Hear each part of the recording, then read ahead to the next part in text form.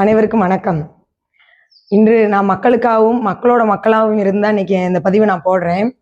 எல்லாருமே ஒரு விஷயத்தை கவனிக்கணும். நம்ம குழந்தைங்களை இன்னைக்கு எல்லாருமே ரொம்ப கஷ்டப்பட்டு படிக்க வச்சுக்கிட்டு இருக்கோம்.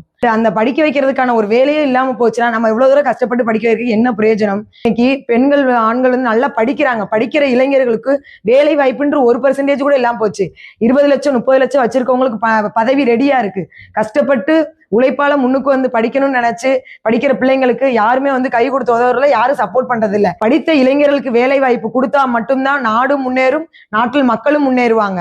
படிக்காம பதவி வாங்கினவங்க எப்படி அவங்க நாட்டை முன்னுக்கு கொண்டு வருவாங்க? படிக்காம இன்னைக்கு ஒரு 20 லட்சம் 30 லட்சம் கொடுத்து ஒரு பதவியை வாங்குறாங்க, இன்னைக்கு ஒரு போஸ்டிங் வாங்குறாங்கன்னா அந்த போஸ்டிங் கொடுத்த காசை எப்படி நம்ம ஊழல் பண்ணி நம்ம எப்படி எடுப்போம், லஞ்சம் வாங்கி எப்படி எடுப்போம் தான் யோசிப்பாங்களா? இல்ல நாடு முன்னேறதுக்கு எப்படி யோசிப்பாங்க? இப்ப ஆட்சி நடந்துட்டு இருக்கவங்க பொறுப்பானவங்க இல்லாத காரணத்தினால்தான் இப்ப இருக்க இளைஞர்கள் போதைக்கும் மதுவுக்கும் தள்ளப்படுறாங்க. உண்மையிலே நாடு ரொம்ப அழிஞ்சுக்கிட்டு இருக்கு. நம்ம பிள்ளைங்களை கஷ்டப்பட்டு படிக்க வச்சு ஒரு நல்ல நிலைமைக்கு ஆளாக்கும்னு நினைக்கிற பெற்றோர்கள் அனைவரும் சிந்தித்து செயல்படுங்கள். யாரு ஆட்சிக்கு வந்தா நல்லபடியா நம்ம பெண் பிள்ளைங்களுக்கு பாதுகாப்பு கிடைக்கும், ஆண் பிள்ளைங்க இளைஞர்களுக்கு வேலை வாய்ப்பு கிடைக்கும்னு சொல்லி நம்ம விஜயண்ணா முழுக்க நமக்கு வாக்குறுதி கொடுத்திருக்காரு. பெண் பிள்ளைக்கு பாதுகாப்பு, இளைஞர்கள் 100% வேலை வாய்ப்பு கொடுப்போம்னு சொல்லியிருக்காரு. கண்டிப்பா ஊழல் இல்லாத ஆட்சி அமையணும், லஞ்சம் இல்லாத ஆட்சி அமையணும், போதை இல்லாத ஆட்சி அமையணும் அப்படின்னு நீங்க நினைச்சீங்கன்னா விஜயண்ணாவை தேர்ந்தெடுப்போம். கண்டிப்பா நல்லதே நடக்கும். கையில் சான்றிதழ் இருக்கிறது, ஆனா வாழ்க்கையில் சந்தர்ப்பம் இல்லை. அதனால்தான் மாற்றம் தேவை. அந்த மாற்றத்துக்கு தமிழக வெற்றி கழகம் தான் உண்மையான மாற்றமா இருக்கும்.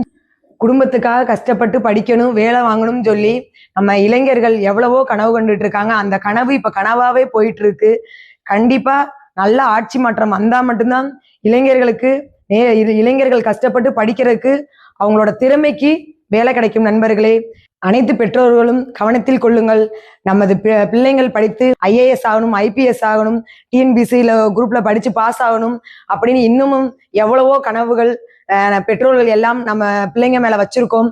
அந்த கனவுகள் எல்லாம் நிஜமாகணும்னா கண்டிப்பா தமிழக வெற்றி கழகம் வந்தாதான் நம்ம கனவுகள் எல்லாம் நிஜமாகும்.